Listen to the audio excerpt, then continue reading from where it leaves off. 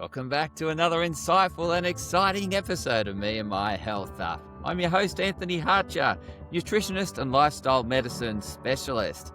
Today we have another very special guest on the show, Chris Reade. Chris Reade is speaking about his ability and his triumph over diabetes. He's come up with a formula and he's sharing you the formula. He's written a book called Beating Diabetes. His background is a technology executive and living a very normal life in terms of what he was eating and he was exercising. And it was something that was really a surprise to him when he got diagnosed with a sudden onset of diabetes. And so he went about beating diabetes. And so in this episode, he shares his insights on how to beat diabetes and triumph. So without much further ado, I'd love to welcome you into the discussion I'm having with Chris Reade. Welcome on the Me and My Health Up podcast. How are you, Chris Reade? Great. Thanks so much for having me. You're welcome. I really look forward to hearing lots about your story and how you overcome diabetes. So let's get into how you have arrived at what you're doing today. Sure. So in 2017, I was healthy. I played a lot of sports and I felt great. And I discovered the problem that I had quite by accident, really, with a health screening that my life insurance agent screwed up. And I had to take the health test twice in a year. And I went from an A1C. A1C is the kind of average measurement of glucose in your blood over a month. And so 5.7 or lower is non-diabetic, and 7 is where you start with diabetic. I was at about 5.6 the first year, and then less than 12 months later, when I accidentally had to take the same test again, I was at 9.1, which is a very serious, you go another point or two beyond that and you're going to the hospital. And I felt fine. I felt totally normal, and I couldn't believe it. I struggled really hard to understand that it actually happened that fast. Most people get a lot of, hey, Chris, sugar's getting a little high. Maybe we're getting into pre-diabetes. We should just take it a little easy. For me, that didn't happen. It just went from you're totally fine to we're going to want you to start shooting up insulin really soon in a very, very short space of time. And that really galvanized me because I had a 7-year-old at the time, and I wasn't willing to accept what my primary care physician was telling me, which was this was progressive and incurable, and I would be dealing with it for the rest of my life and taking drugs the rest of my life, and that was it. And I couldn't accept that. And so I went to a lot of trouble and did a lot of research and found a different way to do that, which is really well, to be honest, and for your listeners in Australia, this will not be as surprising as it is in the US. In the US, that's kind of the norm that we think of in the medical world. But in the rest of the world, we've done a lot of research on this since the 70s that says that's just not the case. And so I followed a different way of doing things, which we can talk about. And within 6 months, got my A1C back down below 6 and then down to 0.4 by the time I was 6 months later. And then I just kind of went along my life. About a year and a half ago, a friend of mine had a very similar experience. And he calls me up because he knew that I'd gone through this. And he said, hey, my A1C is 13 and they want to throw me into the emergency room right now. And I said, well, man, we got to do something. And he said, well, what did you do? And I explained it to him. And I realized this is too much. I need to write it in an email. So I started writing in an email. And then I realized that it wasn't organized enough in an email. So then I started writing what became this book. Wow. So that's kind of it. That's like I said, I never thought to write this book. It was really a personal journey for me. And if my buddy Tim had not actually gotten a type 2 diagnosis like he did, just reminded me so much of my own, I don't know that I ever would have written it down and shared what I had learned along that process. Just so nice that, your journey is now being shared with others that are helping them along their journey. So it's that ripple effect, they will sort of, yeah.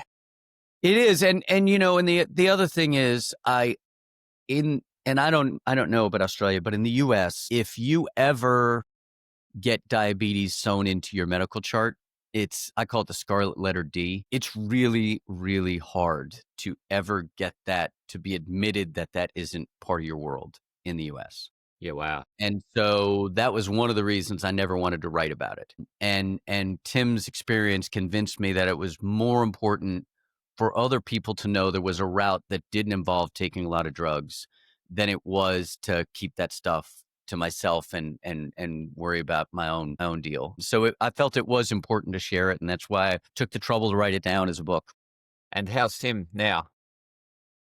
He's great. So, in the end of my book, I talk about this. Tim lost about 80 pounds, got his A1C down to 4.9 with no drugs, which is amazing. Did that in about 7, 8 months, doing it the same way I did it. And it's now, so that was a year and a half ago almost. So he's stayed on it at least a year and a half, which is a heck of a lot longer than anybody does a diet, which is why, and incidentally, one of the big things I talk about in this book, this is not a diet. I don't do diets. I don't believe in diets. Not against them. I guess they work for some folks, but I was only 44, 45 when that happened. And I realized I couldn't diet for the next 40 years. And so I needed something I could live with that was just kind of the background noise. And that's the way it has become over these last 7 or 8 years. And that, I think, is what enables Tim and anybody else who follows the way I've written it down to do that for long periods of time, is that it isn't anything special, frankly. It's just being consistent about it. It's little things every day, nothing particularly big. It doesn't take a huge change in your life. It just takes a very different approach to food. And I'm really looking forward to getting into this. But before we do, I'm really keen to better understand that, the two tests in a year. First one, I think you said around 5.4, so you're just under the threshold. And then the second one came in at around 9. What had changed in that period of time in your life? So I'll tell you, nothing, honestly. And that's one of the things that scared me into such dramatic action, honestly. Because if you Google that up, what you're going to see is that's referred to as rapid onset diabetes. Rapid onset diabetes has a small but not insignificant chance of being pancreatic cancer. And so I was very, very nervous. I'd had a close relative, my aunt, had died of pancreatic cancer at the same age. And so it had really thrown me for a loop. And I insisted on having a MRI at the time. My doctors were like, you know what the percentage chance of you having pancreatic cancer at your age? And I said, just under 1%. So we'll take the test. Thanks very much. And we did, and I was fine. But I have no idea. I don't know what changed so radically. I really have no idea what that tipping point is. But it is one of those things, and I write about this in the book. Only in the last 5 years has the human race discovered what type 2 diabetes even is, like etiology, meaning it is fat, visceral fat on your pancreas. That's what it means. And that's why, and we all know that we all gain fat wherever we gain fat. And there is not really a full understanding about what the rules are that makes me gain fat in my belly or you in your butt or whatever, right? And so those same rules apply to visceral fat. Some people, and this is why everybody has met somebody who's a full-on type 2 diabetic who is a runner and is like 6% body fat. And then they know people who are 300 pounds and are not diabetic. And it's because your body just, until it decides to store some of that fat in your pancreas, you're fine. But then as it starts doing that, it just gets progressively worse. And the worse it gets, the more likely that is to continue and your islet cells start malfunctioning. But the long and the short of it is, I haven't the faintest clue other than my body decided to throw a little fat on my pancreas. And that threw me over the hump very rapidly. And I didn't end up having pancreatic cancer, thank God, or I wouldn't be talking to you. So yeah, so I don't really know, honestly. I will say my relationship to food at the time was not great. Because I used to think, I thought I can eat McDonald's. I play volleyball, so I'm a volleyball player. I play 3-4 days a week, sometimes 2-3 hours at a shot. I was like, how can I possibly be a diabetic? Because I didn't understand what it was, right? And so I didn't understand. I was like, I'm fine. How could anything be wrong? I could sit here and play with people 20 years younger than me and keep up with them. How could I possibly have this life-altering illness and feel nothing about it? And yet I did. And so that's where I took such a hard left turn in my life. And really, I kind of credit that left turn to my daughter being so young. It was like, man, if I don't change this pretty fast, I'm not going to see her 30. And so that was a big motivator for me.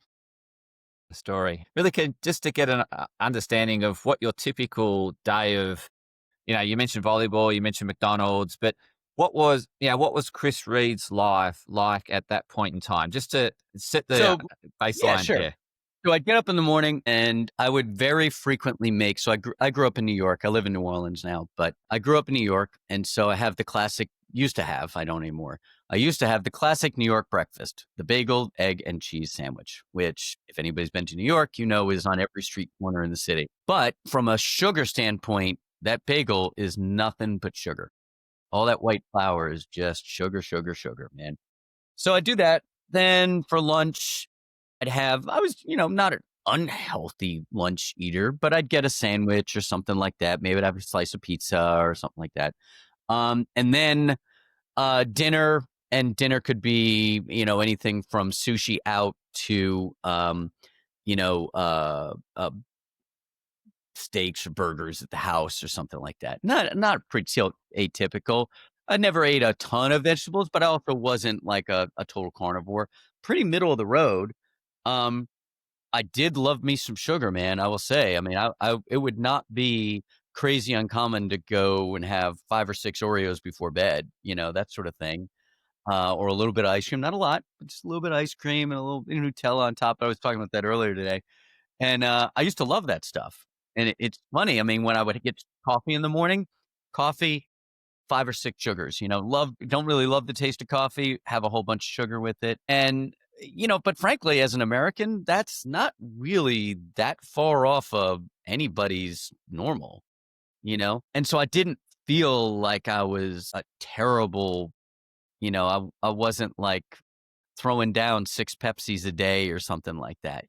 So I wasn't that crazy off center. It just my pancreas decided that was it. And so it was time to move on. And so, yeah, that was basically how I used to eat. And like I said, not that atypical for Yeah. a person in the States. Yeah, so you're pretty much doing what everyone else is doing. So you didn't feel that hey, I'm doing something different here. This is normal, right?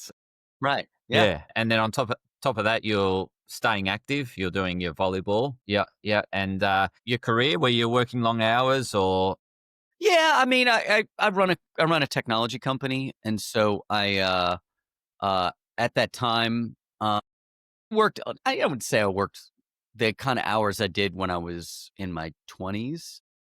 Worked a lot longer then as a, early 40s executive running a company. I probably worked a lot less.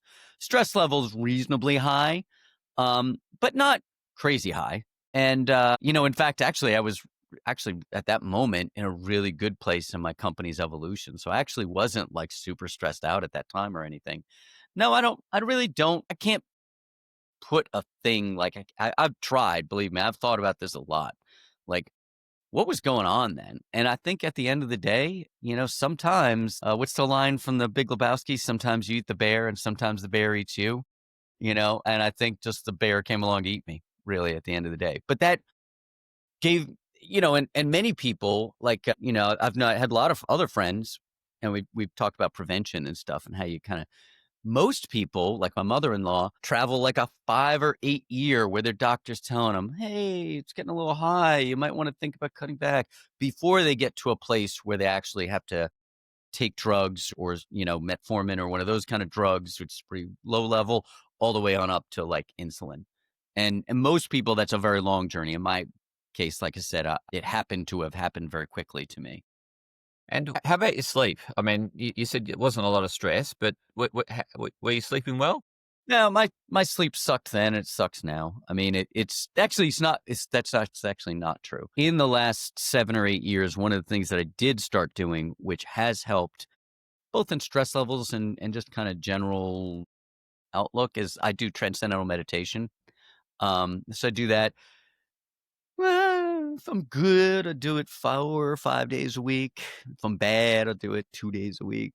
But that has helped a little bit on sleeping. But I think I slept better then than I do now, which is not uncommon. I crossed the 50 barrier. When you start crossing that, sleep starts being a little harder to come by. But it wasn't like, from my case, it used to be I used to struggle to get to sleep. Once I was asleep, you couldn't wake me. But as I've gotten older, it's gotten easier to fall asleep and harder to stay asleep, which, like I said, that's kind of also a normal health pattern that a lot of people have, and it's funny. I don't know if you ever saw that movie, Big Daddy. There's the kids turning down the thermostat in the middle of the night, and the three dads are like, whoa, it's turning down the thermostat, right? But of course, they're all up at 3 a.m. because they're dudes over 50.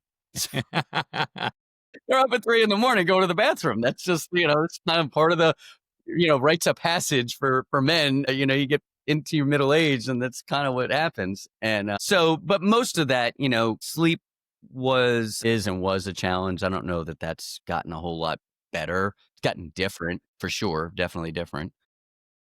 But yeah, it's interesting.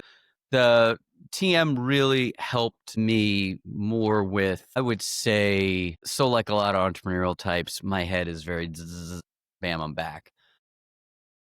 Which, like I said, that happened to have happened, but I'd already gotten through the diabetes thing for a few years before I ran. A buddy of mine turned me onto it. Okay.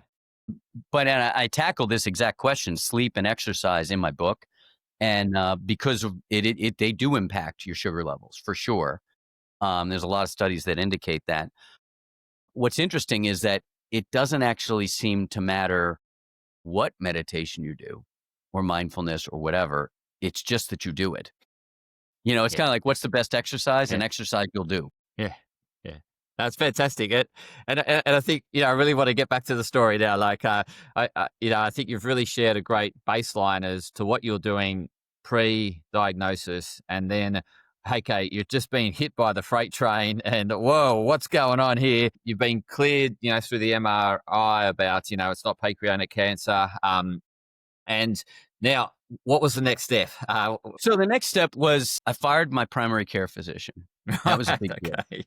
And not because she did a bad job. In the United States, I don't know how it is in Australia, but in the US, primary care physicians are such a premium, and there's just not enough of them, and they're entirely too busy.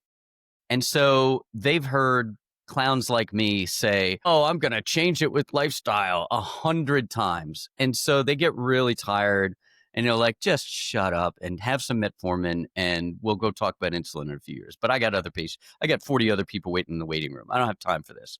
And so I left that doctor, not because she was doing a bad job. She was telling me, as the like I said, which is the straight, according to Hoyle, medical way that it's done in the US.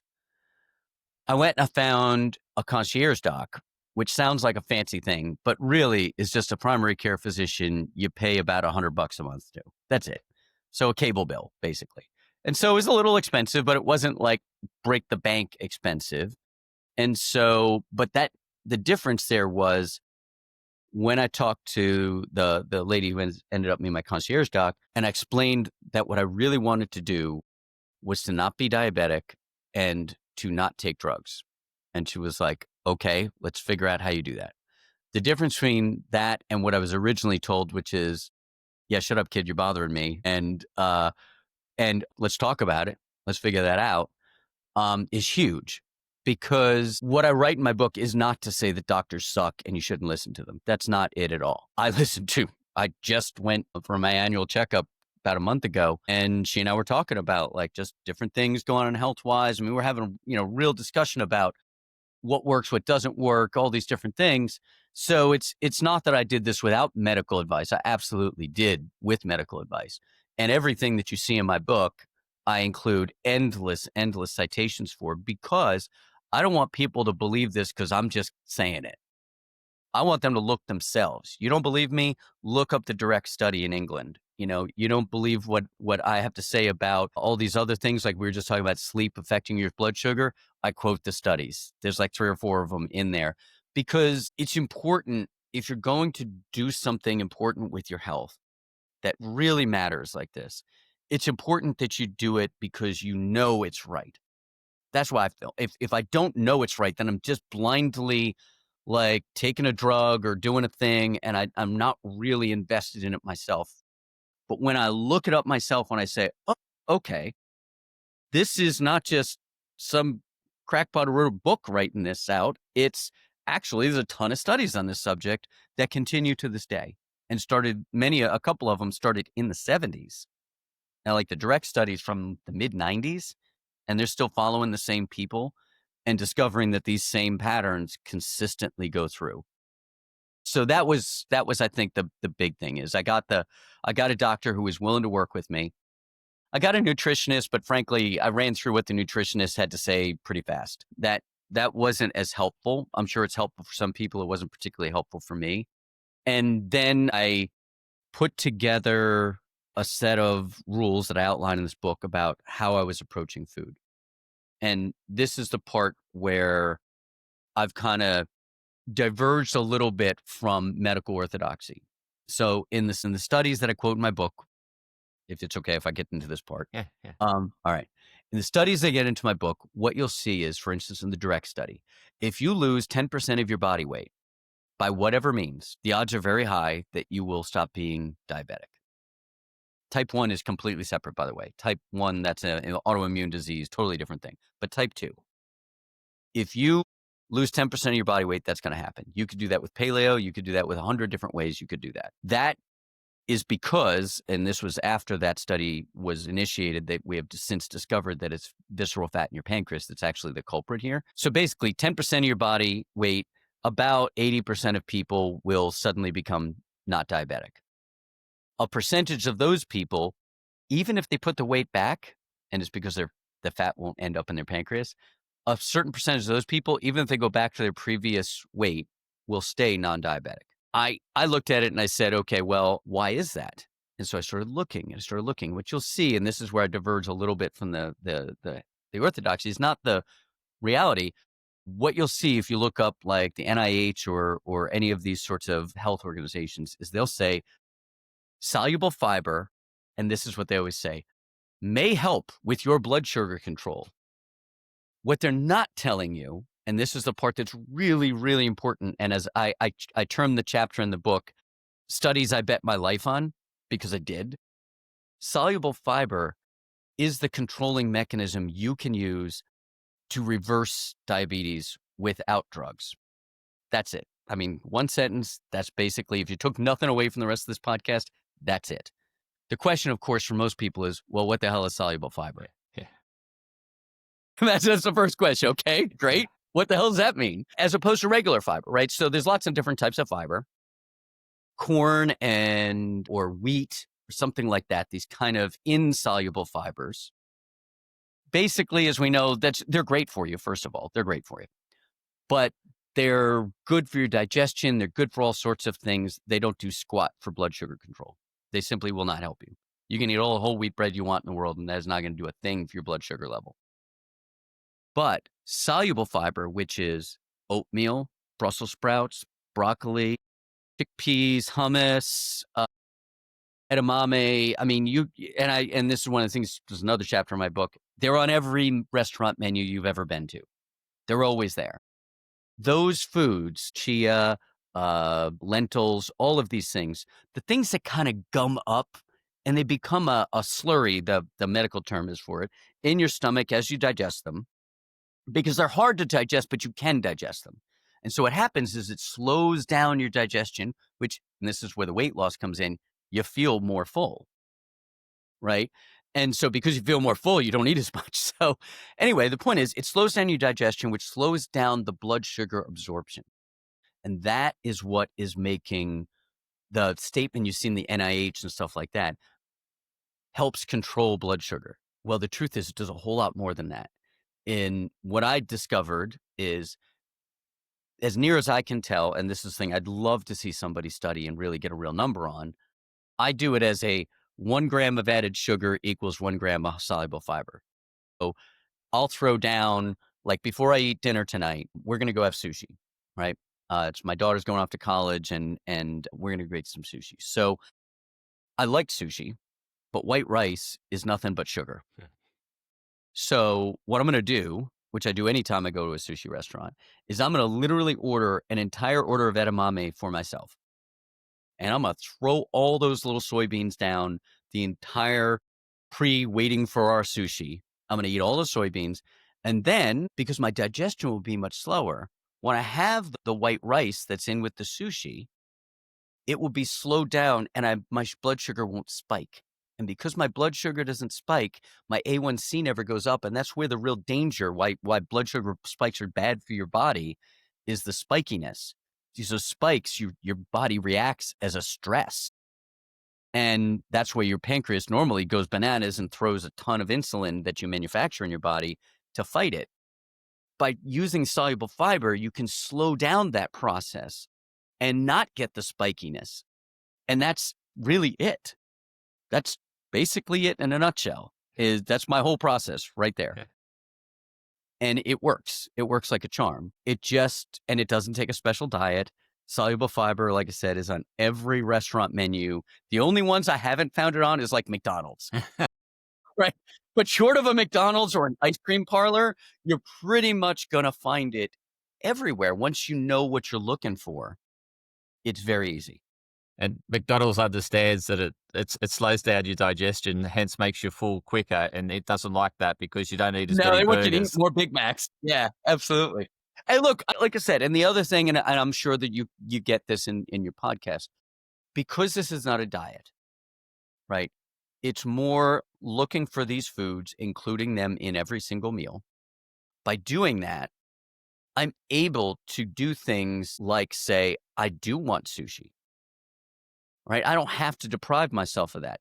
Now, am I going to have 4 rolls? No. But honestly, after you throw down an entire bowl of edamame, you're probably not going to want 4 rolls of sushi, right? So it does tend to be self-reinforcing a little bit.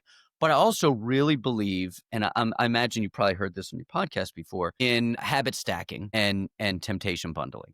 And I just described temptation bundling almost perfectly, which is have all the edamame so that you can have the sushi you really want, right? That sort of thing. And habit stacking where you just make it part of your routine. It's not a diet. It's not a special thing you do. It's just in the background. You just do it all the time, to the point where, like, I was thinking about this recently. I've gotten my insulin resistance down so low now that I'm basically like I was at 43. But I still eat this way because it's just easier and healthier. And it doesn't even take any effort anymore. I don't even think about it. And if I think about, my experiences going into Japanese restaurants, typically they'll serve up the edamame as like a starter plus a miso soup. And I'm thinking, well, the edamame is doing exactly as you said. It's that soluble fiber.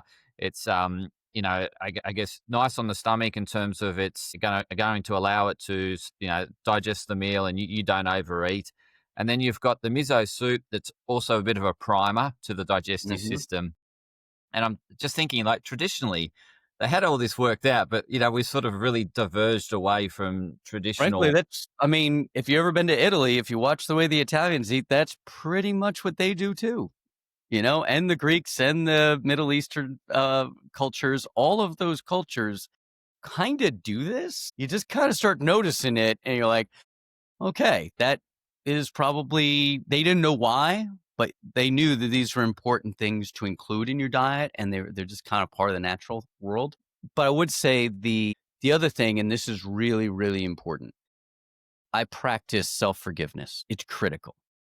You can't do a left turn, as I call it, so hard in your life like I did, and not practice the art of self-forgiveness, because you're going to screw it up. I live in New Orleans. One of New Orleans' many nicknames is Sugar Town. Domino Sugar is based here, right? The most famous things in our food culture here are largely sugar-based. So it's a continual temptation, a continual thing that's in the background in my life, because I live in a place that's very challenging for this kind of diet. But like I said, it at this point, it's really so straightforward that I don't even really think about it anymore. But when I do, like if I do have some king cake during Mardi Gras, I'm going to have a small slice, but I'm not going to sit there and myself and like stare at the king cake like, don't have it, Chris, don't have it. I'm not going to do that to myself. I'm going to say, okay, let's go find the butter beans. And that's a very popular Mardi Gras era, like time during that time of year food. If I'm at somebody's house, they're going to have some form of beans on the stove. I guarantee it. Either red beans or they're going to have butter beans. I'm going to go throw down the butter beans, and then I'm going to have a sliced king cake. And I'm going to do it in that order very deliberately. And it will make me have a smaller slice of king cake. but I'm still not gonna feel bad about it. And that's the whole thing. Because if you run around trying to deprive yourself all the time, no one can do that, not forever.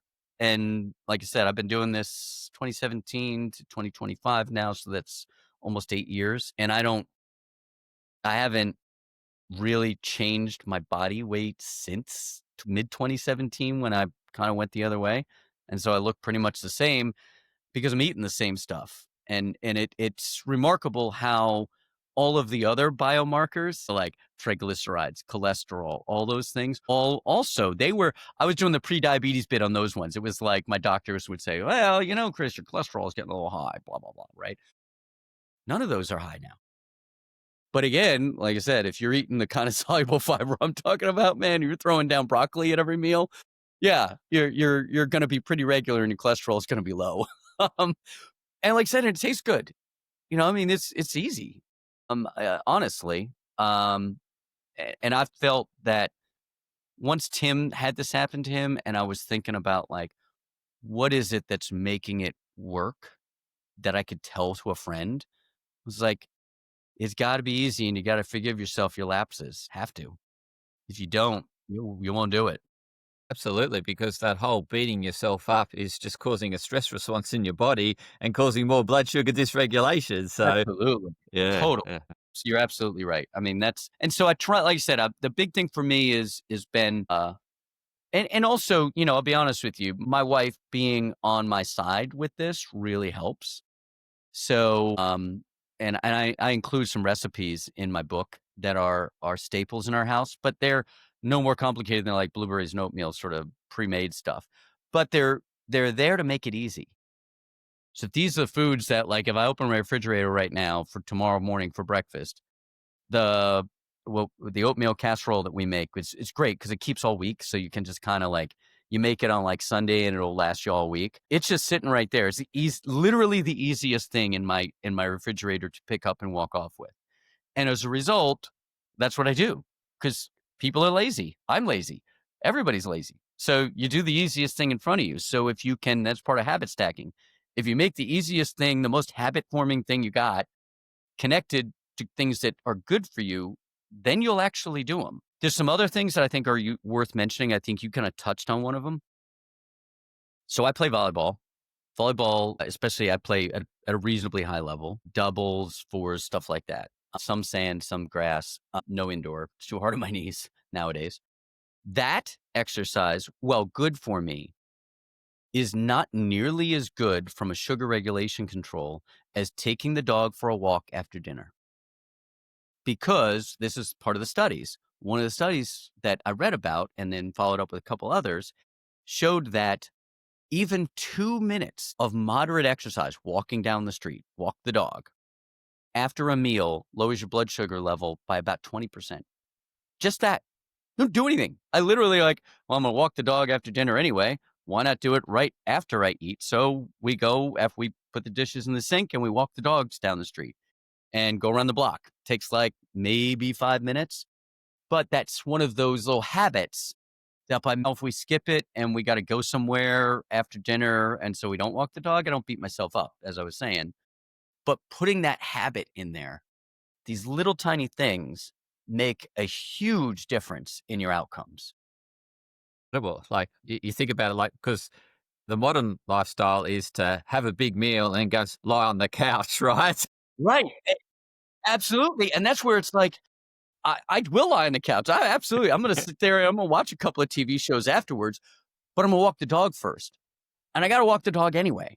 So if I get it out of the way right after dinner, I'm doing myself a favor in my blood sugar, but I'm also making myself feel better about sitting on the couch for the next hour and a half watching some show. So it's both. And that's where I think a lot of the non-food things that are in my book are a lot about making the things that help you be healthy part of your life so that you don't notice them. Because if they are a big effort, you simply will stop doing them. And so if they become part of the background noise of how you live, then they just disappear into the background and you don't even realize you're doing them.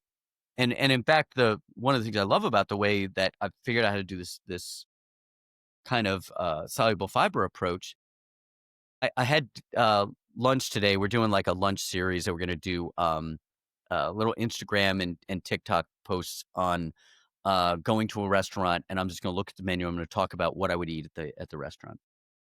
And the person I'm working with who's helping me do those, she and I have probably eaten. She used to work with us. I'll bet you I've had 100 meals with her, maybe more. And we worked together for like 5-6 years. She never noticed the way I eat. Never once, until I told her I wanted her to help me with the media thing. And she was like, "What are you talking about?" I was like, "Well, I wrote a book on sugar." And she's like, "What?" And that's one of the big things, is that I don't have to be the special person at the table, right? I can just be the normal person ordering like anybody else, and no one would ever know that I'm eating a different way than they are. Like I said, I order the whole thing of edamame. I don't think anybody's ever asked me, "You're going to literally eat the whole edamame thing by yourself?" I'm like, "Yeah, sure. Yeah. You want your own? You're going to have to get your own bowl of edamame," right? And nobody cares. I mean, nobody even notices or cares, but it makes a gigantic difference for me in terms of blood sugar control without being notable to others, which I like, because I like I said, I struggle with diets where I have to ask for something special. I don't want to be that person. Not that there's necessarily anything wrong with being that person. I just couldn't do it myself. And so this way I don't have to. Yeah, so you've worked out a way to navigate the modern world without drastic change. It's sort of work, you can work with it and without really standing out, without really dieting, but still manage. And it's yeah, managing your blood sugars essentially. Yeah. Yeah. Yeah, It's yeah, preventing blood sugar yeah, spikes by yeah. picking the right foods and eating them at the right times. And that's really it in a nutshell. And The rest of it is all details. when you say right times, what's the right times?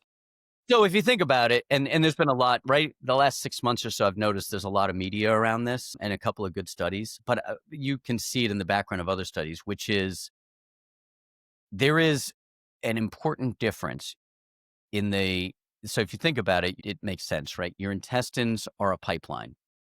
It starts with the thing you ate last, and it goes to the thing you ate first this morning, right? And then it goes out the other end. We're basically an amoeba. We're a paramecium, all grown up, right? But you're still a tube that takes in food in one way and gets it out the other way at the end of the day. And so that's why the edamame has to come first. And that's why I'll either take the sides, like if somebody has broccoli as a side, I'll treat it as an appetizer, because you want that soluble fiber in front of anything you're going to have that has sugar load in it. And like I said, in the last 6 months, there's a bunch of people talking about this kind of progressive eating thing, which I'd never heard of it before I started doing it, but it's this kind of, and I didn't realize it was a thing, but it is. But it makes sense if you think about it. Your body has to digest and pull nutrients and energy out of your food as it goes along. And so if you are slowing it down ahead of time with all the soluble fiber, then your sugary foods, your white carbs like bread or rice or stuff like that, or potatoes or whatever, they're coming behind, have to go through that first. And so the fact that your digestion is slower, it's also what makes the chemical signals in your gut biome go, "Hey, by the way, you're full," right? Because it's slower. And because it's slower, that's what makes you feel fuller with soluble fiber. And so that progressiveness of it, starting with the soluble fiber first and then going with the other foods, is one of the things that makes this work. And kind of randomly ran across that. I didn't actually know that that's what I was doing. It just made sense to me to do it that way. But like I said, in the literature, like my favorite, the direct study out of England, they don't mention that. They just say up your soluble fiber by X% in your meals and you're going to be fine. I amend that to say up your soluble fiber at the beginning of the meal and it's going to be a lot better. I don't know. Like I said, there's some studies recently about that, and I've read them. It's not 100% clear how strong that effect is, but to me, it just makes sense. And so how many grams a day of soluble fiber would you be consuming roughly? That's a great question. So let's think about this. If I get a bowl, let's just say, I don't know what the nutrition content of our oatmeal casserole is, but I do know what oatmeal is. So let's start with oatmeal. So if I had a bowl of oatmeal and some yogurt in the morning, and some blueberries, which is my typical breakfast. And then I had, like today, I went to this Mediterranean place and I had hummus and baba ganoush, some other stuff. So that's probably 7 or 8 in the morning and another at least 5 or 6 at lunch. And then tonight, like I said, we're going to go sushi. So that's probably another 6-ish, probably 20, 16 to 20 grams, somewhere in there. So it's not out of this world. Like it's not. No, that's not like a No, crazy no, carb load. no, No, I no. mean, that's not like go freaking bananas, have Yeah, 70 carb. yeah, I mean, I'm just guessing, but that's probably, I'm reasonably educated on the subject. That's probably about 20 grams. yeah. Okay, okay. And like I said, that's not so much that people are like, dude, what's going on with you? Yeah, it's very durable. Like it's not out. But as part of it is also looking at the labels, right? So, and I have this in my book. It's one of my favorite things. When I first got kind of religion on soluble fiber, I used to have these fig bars that we had in the office. And so since I had control over what we spent money on in our kitchen snacks, I switched us all from my unhealthy snacks of cookies and crap and chips and junk to our healthier snacks. Well, one of them was these fig bars. And I then later looked, and the darn fig bars have as much added sugar as Oreos, 9 grams in a single serving. And I was like, wow, oh my goodness. And that's one of the things is I got educated on foods to know, like, because that's how do you know what is soluble fiber on a menu? That's the part where you got to do a little bit of detective work. And it doesn't take a lot to learn. It's usually pretty obvious. But in foods, when you go to the grocery store, there's that line. The only for sugar control, there's like 3 lines that you got to look at. It's the added sugar line, total fiber line, and the soluble fiber line. That's it. The rest of the label you could just ignore. From a sugar control perspective, if you got other issues, you might have to look at the rest of it. But if you're trying to control sugar, really those 3 lines. And all I do is a good food is a food where the soluble fiber number and the added sugar number are either equal or the soluble fiber number is higher. That's it. Very simple. And that means that I'm treating a gram of sugar as a gram of fiber. I don't know that that's true, but I'm a human being that goes to the grocery store. I don't need a formula. I need something simple. Because if I can't follow it, I won't do it. And so if I look at I give the example of cereal. Most health food cereals are terrible. They're terrible for you from a sugar perspective. They may be great for you if you're gut health or whatever you're trying to do.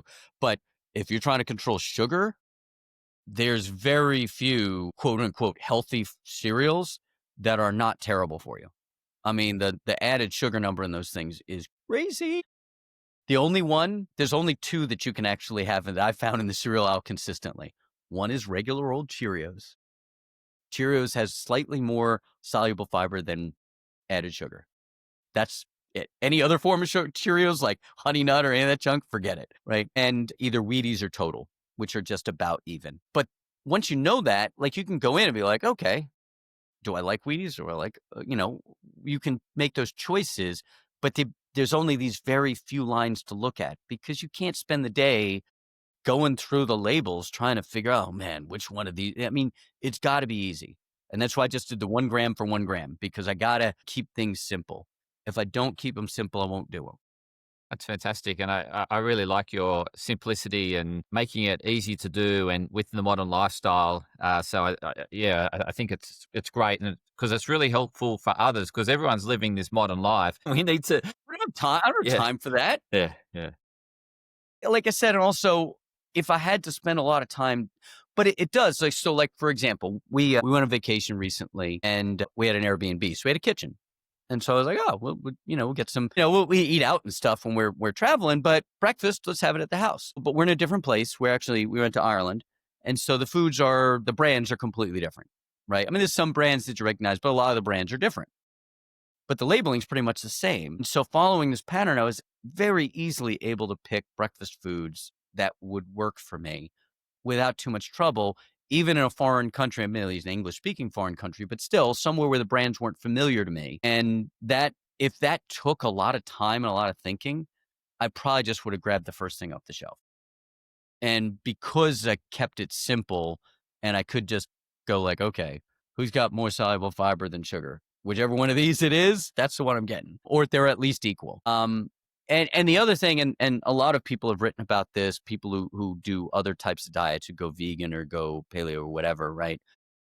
when you get sugar out of your diet, like really get it out of your diet, it's weird how little you like things that have sugar in them. It's a weird thing. Like that, I was not expecting at all. Like if I have the coffee place we go to in the mornings, if they accidentally put sugar in my iced coffee, I notice immediately and I'm like, yeah, I just can't drink that. It's weird. Like I would never in a million years have thought that would be the way it is, but I don't even want my daughter likes sweet stuff like a lot of teenagers. She'll tempt me with an Oreo from time to time and I'll have one and I'm like, yeah, I'd have one, maybe two, but I'm not going to sit down and throw down a sleeve of Oreos like I would when I was 30. Well, so this book you've written also helps with beating sugar. So let's it does. It's kind of a weird thing, man. I mean, like I said, changing your life like that. It also, I will say, and this is why I actually do believe very strongly in people continuing to test. Like I still, not every day by any means, but quarterly, I give myself an at-home A1C test. And I do that for two reasons. Just to kind of make sure everything's still on track. But two, it gives you a sense of accomplishment. And that sense of accomplishment is part of what helps you continue doing what you're doing, is because you know it's working. And when you know it's working, you're like, oh, okay, I not only feel better, it actually is working. And that knowledge, I feel, reinforces the behavior that allows me to continue doing the life the way I do it without really effort, is because I know it's working. And if I didn't, I'd be wondering because I understand a lot of people are like, well, I'll wait till I go to the doctor to find out. I'm not one of those people, but I'm also a technology guy. So I'm a systems person. And so I need systems that I can follow. And knowing what those numbers are is one of those things that I feel is important. So not only your approach is simple, it works. So I'm sure the listeners are really keen to find out where they can locate this book. Sure. The book is called Beating Diabetes, and you can go to beatingdiabetes.us is the website, and that's also the Instagram handle and the TikTok handle. Fantastic. To the listeners, I'll include those links in the show notes so you can go directly to the show notes. You can connect with Chris as well as find his book via the show notes. And Chris, I just really want to thank you for coming on and sharing such great insight on beating diabetes. Well, thank you so much for having me. I really enjoyed the discussion and I look forward to having another one someday. Absolutely. I'm keen to have a part 2 with you to really keep this momentum that you've created around beating diabetes, because it's such a common disease out there that people are struggling with, and you've got an approach that's simple and effective. Thanks so much. Have a good one. Thank you. Podcast disclaimer. This podcast and any information, advice, opinions, or statements within it do not constitute medical, healthcare, or professional advice and are provided for general information purposes only. All care is taken in the preparation of the information in this podcast.